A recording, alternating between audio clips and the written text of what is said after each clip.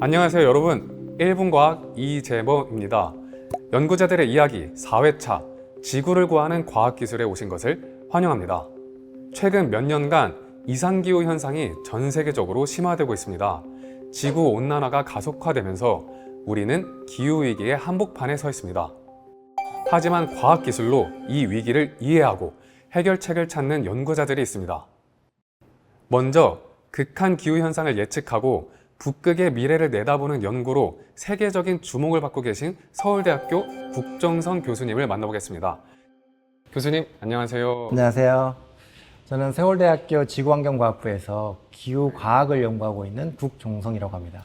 기후과학이라고 하면은 좀 생소하게 들릴 수가 있어요. 어떤 연구를 하고 계신지 소개해 주실 수 있을까요? 우리가 살고 있는 지구의 기후가 있잖아요. 기후가 왜 변하는지 원인을 규명하고 그걸 예측하는 학문인데요. 쉽게 얘기하면 현재 기후가 변하고 있는데 그걸 왜 변했는지를 이해하고 그걸 통해서 앞으로 어떻게 변할지를 예측하는 학문이라고 할 수 있습니다. 어떻게 이런 기후 연구를 시작하게 되신 거예요? 저는 이제 대학교 다닐 때 이제 대기과학을 전공했거든요. 대기과학은 특히 두 가지 분야가 있어요. 우리가 날씨를 연구하는 기상학, 그 다음에 이제 좀 더 긴 타임 규모를 이야기하는 이제 기후학이 있는데요. 저는 이 대기와 해양의 상호작용에 관심이 있었어요. 왜냐하면 대기과학은 굉장히 이제 빠르게 변화하고요. 그 다음에 해양은 굉장히 느리게 변하는데 이게 서로 움직이는 게 굉장히 다른데도 불구하고 이 둘이 상호작용하면 엄청나게 큰 일들이 벌어지거든요. 그런 것들이 굉장히 흥미를 가져가지고 그래서 기후를 연구하게 됐습니다. 기후랑 해양이 그렇게 밀접하게 연결이 되어 있군요. 그러면 제가 많이 뉴스에서 듣기로는 뭐 엘니뇨나 라니냐 현상 같은 거에 대해서 많이 듣거든요. 근데 이 현상들이 그 교수님의 연구와도 연결이 되어 있나요? 제가 석사 1학년 때부터 엘니뇨를 지금까지 연구를 하고 있거든요. 엘니뇨라는 건 저 멀리 있는 적도 태평양에 바닷물 온도가 올라가면 엘니뇨, 내려가면 라니냐라고 하거든요. 엘니뇨라는 현상이 발생하면은 적도 태평양의 대기의 움직임이 바뀌어지고 그게 대기의 파동에 의해서 전 지구적으로 이제 대기의 순환이 바뀌게 되거든요. 그렇게 돼서 우리나라까지 영향을 미치게 되고 미국, 남아메리카 전 지역에 영향을 주기 때문에 굉장히 중요한 현상이라고 할 수 있습니다. 그럼 이 라니냐 엘니뇨 현상이 더 심해지고 있다고 들었던 것 같은데 그게 맞는 건가요? 네. 그러니까 엘니뇨와 라니냐는 기후변화가 없어도 태평양에 있으면 항상 진자처럼 진동하는 거거든요. 그래서 항상 있었습니다. 엘니뇨, 라니냐가 있는데 최근 연구에 의하면은 기후변화가 진행이 되면 이 진폭이 커지는 거죠. 그러니까 엘니뇨도 커지고 라니냐도 커지죠. 진폭이 커지면 우리가 흔히 이야기하는 극한 엘니뇨, 슈퍼 엘니뇨 이런 것들이 많이 발달하면서 전 지구로 이상 기후가 더 많이 발생할 수 있는 확률이 더 커지는 거죠. 엘니뇨가 이제 북극에도 영향을 주고 있고요. 네. 또 북극은 그 자체적으로 굉장히 기후변화에서 중요한 영역이거든요. 왜냐하면 우리 뭐 북극곰의 눈물 뭐 이런 얘기 들어보셨잖아요. 네. 그러니까 북극은 전 지구의 온도가 1도 올라가면은 북극의 온도는 2배, 3배 더 증폭돼서 올라가거든요. 이거를 북극 증폭 현상이라고 합니다. 그러니까 그만큼 기후변화의 바로미터다. 그리고 이제 북극이 그냥 따뜻해지면 북극곰이 힘들겠구나. 네. 이렇게 끝나는 게 아니고 북극이 온난화가 되면은 우리나라 동아시아 지역에는 한파가 들칠 수 있고요. 그다음에 여름철에는 열파, 폭염이 더 강하게 올 수가 있습니다. 그러니까 북극도 엘니뇨처럼 저 멀리 있지만은 전 지구적으로 영향을 주는 현상이라고 할 수가 있죠. 북극의 온난화를 더 가속화시키는 요소가 또 뭐가 있을까요? 네, 북극 증폭 현상을 제가 말씀드렸잖아요. 왜 증폭이 되냐? 여러 가지 이유가 있는데요. 첫 번째는 알베도 때문입니다.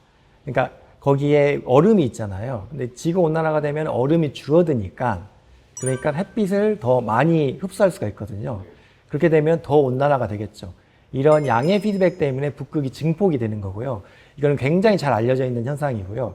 그리고 저희가 이제 최근 연구한 것 중에 굉장히 이제 재밌는 걸 저희가 발견했는데요. 북극 지역에 식물성 플랑크톤이 있습니다. 굉장히 추운 지역이지만 거기에 잘 살고 있는 식물성 플랑크톤이 있습니다. 근데 이 식물성 플랑크톤은 얼음 밑에서는 햇빛을 못 받기 때문에 잘 성장하지 못해요. 근데 제가 말씀드렸지만 지구 온난화가 되면은 얼음이 줄어드니까 식물성 플랑크톤이 봄철에 굉장히 많이 번성하거든요. 그럼 이렇게 되면 어떻게 되느냐? 식물성 플랑크톤이 굉장히 많게 되면 바다가 검게 됩니다. 그 말은 햇빛을 더 많이 흡수할 수 있다.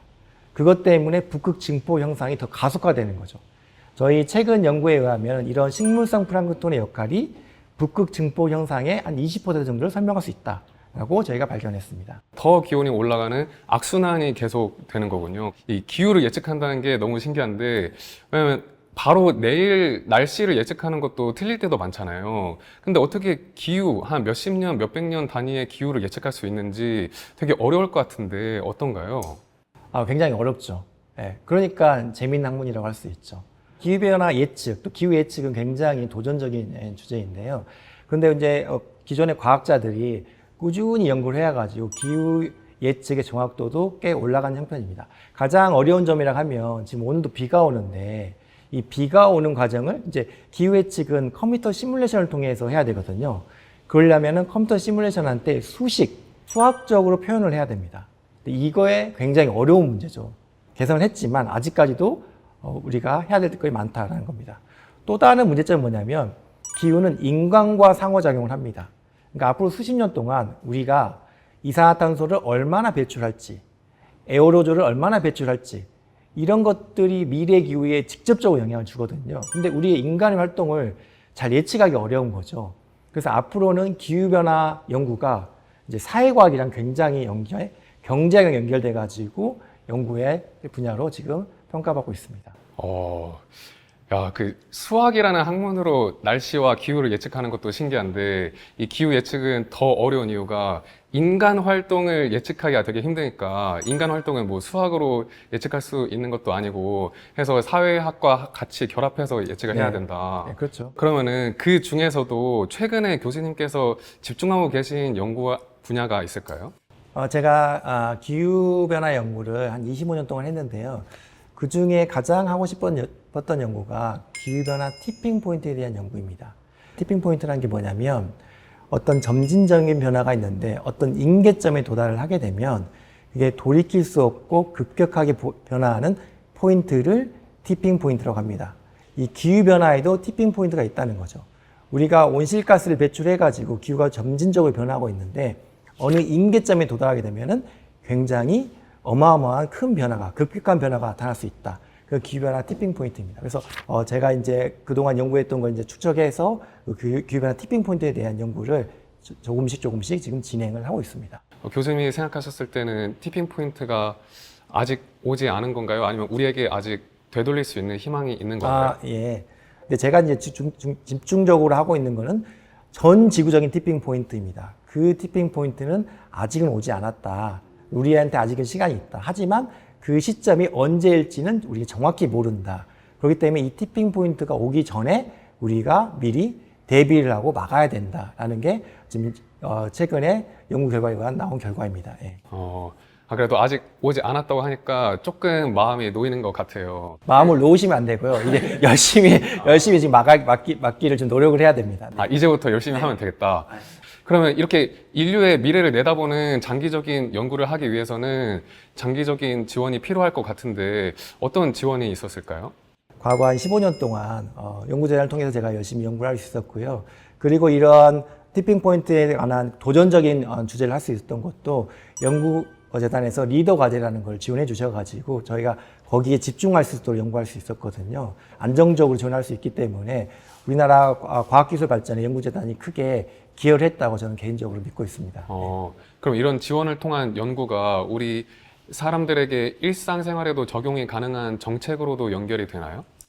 당연히 이제 기후변화 문제는 우리에게 직접적으로 관련이 되기 때문에 특히 이제 국가 정책과 굉장히 밀접한 관련이 있습니다. 그래서 우리가 만들어낸 과학적 발견이나 사실들이 연구 정책에 반영돼야 되는데 우리나라에서도 일부 반영되고 있지만은 30년 만에 오는 홍수가 이제 기후변화가 되면 지구온난화가 되면 이게 이제 10년 만에 한 번 오는 거거든요. 이게 기준점이 달라지거든요. 그러면 과학적 사실을 우리가 제대로 이해하고 이거를 국가 정책 시스템에 제대로 이행할 수 있는 이런 사회적 어떤 피드백 과정이 잘 돼야 되지 않을까라고 개인적으로 생각하고 있습니다. 그러기 위해서는 많은 사람들이 이 기후 변화에 대해서도 긴밀하게 관심을 가져야겠네요.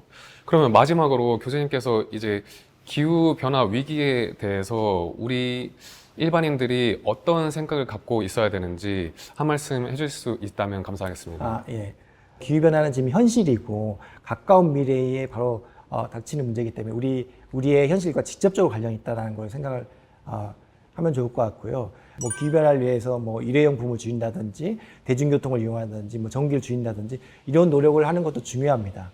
하지만 더 중요한 건 뭐냐면 기후변화 문제의 핵심은 국가 정책의 방향이거든요.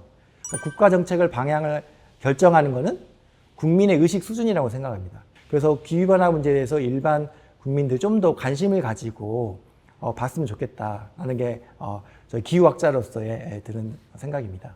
그리고 저는 또 저 나름대로 기후과학자로서 올바른 기후과학 정보를 일반 대중한테 더 전달하는데 앞으로 노력할 생각입니다. 예. 정말 재밌었고 흥미로운 시간이었습니다. 네, 교수님 시간 내주셔서 정말 감사합니다. 네, 감사합니다. 핵심만 1분으로 정리해드리겠습니다. 첫째, 지구의 기후 시스템은 모든 것이 연결되어 있다. 태평양의 ENSO 진동이 우리나라 겨울 날씨를 좌우하고 북극의 변화가 역설적으로 우리에게 더 추운 겨울을 가져올 수 있습니다. 특히 북극의 미세한 식물 플랑크톤까지도 전체 기후 시스템에 영향을 주며 북극 온난화를 20% 더 강화시키고 있습니다. 둘째, 기후 예측의 가장 큰 어려움은 인간의 행동을 예측하는 것입니다. 우리가 어떤 선택을 하느냐에 따라 미래가 달라지기 때문에 과학자들의 연구 결과에 관심을 갖고 목소리를 내는 것이 중요합니다. 셋째, 교수님이 현재 진행하고 계신 기후변화 티핑포인트 연구는 돌이킬 수 없는 변화의 임계점을 미리 찾아내려는 중요한 도전입니다. 교수님이 강조하신 것처럼 이 문제는 개인보다는 국가 정책이 핵심이고 국민 모두의 관심과 목소리가 필요합니다. 자, 그럼 이번에는 기후변화 대응 기술 연구의 최전선에 계신 분을 소개해 드리겠습니다. 기후변화는 분명 위기이지만 동시에 인류가 완전히 새로운 에너지 패러다임으로 전환할 수 있는 기회이기도 합니다. 학부 시절에 축구 동아리 때문에 연구실을 선택했다는 흥미로운 사연의 주인공. 지금은 탄소 중립 시대의 핵심 기술을 개발하고 계십니다. 포항공과대학교 최창혁 교수님을 모셨습니다. 교수님, 안녕하세요. 안녕하십니까. 포항공대 화학과에서 전기화학을 연구하고 있는 추창혁입니다. 전기화학이라는 용어가 사람들한테는 생소할 수가 있을 것 같아요. 어떤 연구를 하는 건지 소개해 주실 수 있을까요? 네. 저는 이제 전기화학을 연구하고 있고요. 전기화학은 이제 화학 반응을 전기를 통해서 보낸다던가 화학 반응을 통해서 전기를 얻어내는 학문이고요. 저는 이를 통해 가지고 이제 에너지를 생산하거나 저장 그리고 활용하는 그러한 기술들과 관련한 기초 연구를 수행하고 있습니다. 전기화학을 연구하게 된 계기가 축구랑 관련이 있다고 들었어요. 이게 어떻게 되는 일이에요? 사실 다들 그러실 것 같은데 저는 이제 학부 4학년 때 대학원을 갈까 뭘 할까 이렇게 고민을 좀 하다가요. 교수님 한 분께서 연락이 오셔서 본인 연구실에 오면은 축구하는 거는 뭐 마음껏 해도 된다. 해가지고 이제 그 연구실을 가게 됐는데 그 연구실이 이제 전기화학과 이제 촉매를 연구하는 연구실이었어요. 그래서 그런 연구를 수행하게 됐고 또 이제 시간이 지나면서 그런 쪽에 대한 흥미가 너무 올라와서 지금까지 이제 연구를 수행하고 있는 것 같습니다. 정말 특별한 계기로 시작하신 것 같은데 그 교수님께서 말씀하신 에너지 저장과 변환 기술 중에서도 요즘 많이 주목받고 있는 수소 에너지 분야는 어떤 원리로 작동하는 건지 궁금합니다. 수소 에너지를 활용하는 가장 대표적인 기술이 연료전지이고요. 이 연료전지라는 것은 이제 저희가 수소를 연료로 해서 전기를 뽑아내는 그러한 기술입니다. 그래서 기존의 자동차 같은 경우에는 가솔린이나 경유 같은 연료를 직접 태워서 기계적인 에너지로 자동차를 구동하는 거라면 연료전지 자동차 같은 경우에는 연료전지에서 얻어지는 전기를 통해 모터로 그 동력을 바꾸고 이렇게 저희가 수소 에너지를 직접적으로 사용할 수 있는 그런 장치가 되겠습니다. 그러면 그렇게 연료를 태우지 않고도 에너지를 얻어낼 수 있다고 하셨는데 아직까지 그렇게 상용화가 되지 않은 이유가 뭘까요? 사실 연료전지 자동차는 상용화가 됐고요. 국내에 있는 이제 현대자동차에서도 넥소라는 모델을 통해서 제품화를 하였고 이제 실제로 제품화돼서 저희에게 공급을 하기도 하고요. 근데 다만 이제 많은 분들께서 연료전지 자동차가 혹은 이런 수소 경제가 상용화되지 않았다라고 느끼는 가장 큰 이유가 가격이 너무 비싸고 그것을 위한 인프라가 잘 구축되어 있지 않기 때문에 저희가 실생활에서 자주 보지 못하기 때문에 이제 그런 이야기들이 나오는 것 같습니다. 가격이 비싼 이유는 여러 가지가 있겠지만 사실 저희가 연료전지의 반응을 빠르게 보내기 위해서는 촉매라는 물질이 꼭 필요한데요. 이 촉매가 사실 금보다도 비싼 백금으로 이루어져 있습니다. 그래서 이 백금 때문에 가격이 너무너무 비싸고요. 그래서 이걸 어떻게 해야 될지가 큰 화두로 연구계에 남아 있습니다. 그럼 그 백금이랑 촉매가 매우 비싸잖아요. 그럼 그 비용을 절감하기 위해서 또 연구하고 계신 게 있을까요? 많은 연구자분들께서 이제 백금을 적게 쓰는 촉매를 개발하는 방법도 있고요. 저희 연구실에서는 이제 저희 환경에 자연에 정말 많이 있는 철과 질소 그리고 탄소로 이루어진 철, 질소, 탄소 복합 촉매를 개발해서 사용하고 있습니다. 이 촉매 같은 경우에는 정말 많은 연구를 통해 성능이 이제 백금하고 비견될 만큼 좋은 성능이 이제 확보가 되었는데요. 안타깝게도 이 지속력이 너무 낮아서 연료전지를 만들어도 또 이렇게 한 100시간, 200시간 이렇게 연료전지를 운행하다 보면 그 성능이 너무 빠르게 감소한다는 문제점이 있습니다. 그래서 연구진은 이런 문제를 해결하기 위해서 어떻게 하면 이러한 지속력을 유지시킬 수 있을까를 되게 많이 연구를 했고요. 최근에는 그러한 설계 전략에 대해서 보고한 바도 있습니다. 그러면 듣고 보니까 궁금해지는 게 그린 수소라는 말을 많이 들었어요. 이거는 일반 수소랑 어떻게 다른 거예요? 연료전지라는 것이 사실 이상적으로는 수소와 산소를 이용해서 물을 만드는 과정을 통해서 전기를 뽑아내고, 그래서 많은 분들께서 참 자연에 있어서 참 좋은 에너지 전략이다 이렇게 말씀을 주시는데요. 사실 현실적으로 보게 되면 그 수소를 뽑아내는 것이 현재로서는 화석 연료를 통해서 수소를 뽑아내는 형태로 저희가 기술이 개발되어 왔습니다. 그래서 수소를 뽑아냈지만 사실은 그 이면에는 되게 많은 양의 화석 연료를 사용하고 CO2, 이산화탄소가 발생한다는 문제점이 있죠. 그래서 그린 수소라는 것은 그런 문제를 해결하기 위해 물에다가 직접 전기를 가해서 물에서 수소를 뽑아내는 그런 기술입니다. 이를 저희는 수전해라고 하고요. 저는 여태까지 모든 수소가 다 물을 그냥 분해해서 만드는 건 줄 알았는데 그 화석 연료를 태워서 어쨌든 거기에서 연료가 나오는 거였군요. 그러면 그린 수소라는 방법이 있는데 그럼 그린 수소로 모두 다 하면 되지 않을까요? 왜 그게 안 되는 거예요? 네, 이것도 또 촉매 문제가 들어오게 되는데요. 이 물을 저희가 효율적으로 분해하기 위해서는 이리듐이라고 하는 이제는 백금보다도 더 비싼 귀금속이 필요로 하게 되고요. 저희가 필요로 하는 수소량을 만족시키기 위해서는 정말 전 세계가 생산해내는 이리듐 양의 몇 년치가 필요할지도 모를 정도로 정말 과량의 이리듐이 요구되고 있습니다. 그래서 이러한 가격적인 문제로 이제 실제로 이렇게 그린 수소를 만드는 것이 어렵고요. 또 다른 하나의 문제점은 이를 위해선 저희가 전기를 공급을 해야 되는데 이 전기를 정말 그린 수소, 이산화탄소나 혹은 화석연료의 사용 없이 저희가 수소를 뽑으려면은 사실은 태양광이나 혹은 신재생 에너지를 사용해야 되는데 이러한 인프라가 완벽하게 구축되어 있지 않다는 것도 큰 문제로 작용하고 있습니다. 그럼 우리가 이 기후 변화 문제를 다룰 때 그 온실가스의 주범인 이산화탄소 있잖아요. 네네네. 이산화탄소를 또 다시 에너지로 만들 수 있다는 기술이 있다는데 그게 정말 맞는 건가요? 네, 맞습니다. 저희가 전기화학적으로 이산화탄소를 환원시켜서 저희가 연료를 만들 수가 있고요. 보통 연료라고 하는 이러한 대부분의 화학 물질들은 대부분 탄소와 수소로 이루어져 있는 화합물입니다. 그래서 이제 이론적으로 저희가 CO2, 이산화탄소에다가 수소를 집어넣어서 어떠한 새로운 화합물을 만들 수 있다면 그걸 저희가 연료로 사용할 수 있게 되고요. 이것을 가능하게 해주는 것이 이산화탄소 환원 기술입니다. 정말 혁신적인 기술인 것 같아요. 이 기술의 그러면은 장점이 뭐가 있을까요? 네, 가장 큰 장점은 더 이상 이산화탄소가 증가하지 않는다는 것이 되겠죠. 지구 안에 이산화탄소의 양이 더 이상 증가하지 않고 만들어진 이산화탄소를 저희가 재활용을 할 수 있기 때문에 그 양이 이제 고정되고 더 이상 저희가 대기 중에 이런 온실가스를 만들어내지 않는다는 것이 가장 큰 장점이 되겠고요. 다른 한 가지의 큰 장점은 수소의 경우에는 사실 다 아시다시피 가스의 형태입니다. 그래서 이것을 가져오고 저장하고 운송하는 데 큰 어려움이 있는데요.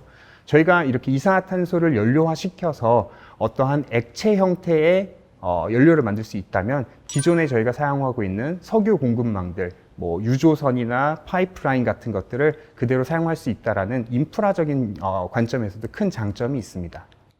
그럼 이 기술이 상용화 돼가지고 많이 사용할 수 있다면은 온실가스 문제, 뭐 이산화탄소 문제 다 해결할 수 있는 거 아니에요? 네, 그렇죠. 하지만 아직 상용화를 가는 데까지는 저희가 넘어야 할 산이 참 많은 것 같습니다.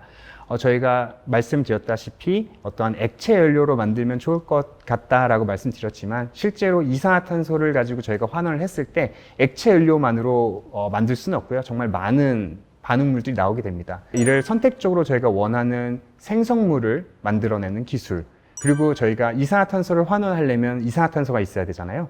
대기 중에 있는 정말 소량의 이산화탄소를 저희가 포집하는 기술, 그리고 이것들을 위한 사회적 인프라 기술들이 하나같이 다 같이 올라와야 될 것이라고 생각하고 있습니다.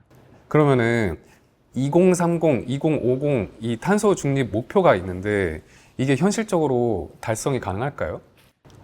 사실 지금까지 이 목표를 위해서 정말 많은 연구자분들과 그리고 기업에서도 국가적으로도 많은 관심이 있었고 참 많은 기술들이 나오고 발전되어 있는 상태입니다. 근데 역시나 가장 큰 문제점은 가격 경쟁력이 좀 떨어진다는 부분이 있습니다. 그래서 가격 경쟁력을 확보하는 것이 이 기술이 성공하고 저희가 목표로 하는 그 수치를 도달하는 데 있어서 가장 중요한 핵심이 되지 않을까 싶습니다. 신재생 에너지를 활용한 저희의 에너지 플랜에 있어서도 다양한 분야들이 동시에 발전을 해야 됩니다. 그래서 저희가 연구하고 있는 전기화학과 관련된 이러한 배터리나 연료전지 같은 태양전지 같은 분야 이외에서도 이거를 저희가 패키징을 할 수 있는 어떠한 기계공학적인 관점, 이것들을 제어할 수 있는 어떤 컴퓨터적인 발전, 그리고 이 모든 시설들을 포용할 수 있는 인프라적인 관점에서도 다 같이 고루고루 발전을 해야 이런 사회가 실제로 저희 삶에 다가올 수 있지 않을까 합니다. 이렇게 다양한 분야를 종합적으로 연구하기 위해서는 혼자서는 안 되고 또 지원이 필요할 것 같아요. 어떤 지원이 있었나요? 네, 말씀 주신 것처럼 이렇게 연구를 수행하는 데 있어서는 정말 많은 금전적인 지원과 인프라적인 지원이 필요합니다. 저는 2016년도에 독립된 연구자로서 이제 첫 발을 내딛었었고요. 그때 이제 과기부와 연구재단에서 지원해주는 신진연구 사업을 통해서 5년간의 지원을 받았고, 이후에 후속 연구로서 3년, 총 8년의 기초연구와 관련된 지원을 받게 되었습니다. 그래서 이러한 지원을 통해서 연구실의 기반을 마련하는 데 큰 도움이 됐었고요. 이후에는 집단 연구 사업, 미래 소재 디스커버리 혹은 중견 연구와 같이 지원을 통해서 이러한 지속적인 연구가 이루어질 수 있었던 것으로 생각하고 있습니다. 앞으로도 이렇게 기초 연구에 큰 많은 관심 가져주시고 응원해 주시면 너무너무 행복할 것 같습니다. 감사합니다. 감사합니다. 핵심만 1분으로 정리해 드리겠습니다. 첫째, 미래 에너지 기술은 이미 현실입니다. 수소차가 도로를 달리고 물에서 그린 수소를 만들고 이산화탄소를 연료로 바꾸는 기술들이 상용화 단계에 접어들고 있습니다. 둘째, 핵심은 비싼 촉매 문제 해결입니다.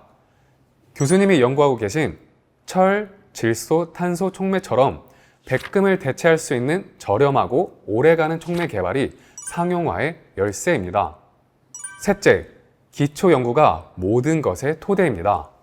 축구로 시작된 연구가 지구를 구하는 기술로 발전한 것처럼 원리를 깊이 이해하는 기초 연구 없이는 진정한 혁신이 불가능합니다. 오늘은 기후위기 시대에 우리가 나아갈 방향을 제시해 주신 두 분을 만났습니다. 두 분 모두 공통으로 강조하신 것은 장기적인 관점과 기초 연구의 중요성입니다. 기후변화는 인류 최대의 도전이지만 오늘 만난 두 분처럼 한국연구재단의 체계적 지원을 바탕으로 이 문제에 맞서는 연구자들이 있기에 희망을 가질 수 있습니다. 지구를 구하는 과학기술, 그 희망찬 여정은 계속됩니다. 다음 시간에도 연구자들의 이야기에서 세상을 바꾸는 과학자들의 놀라운 이야기로 찾아뵙겠습니다.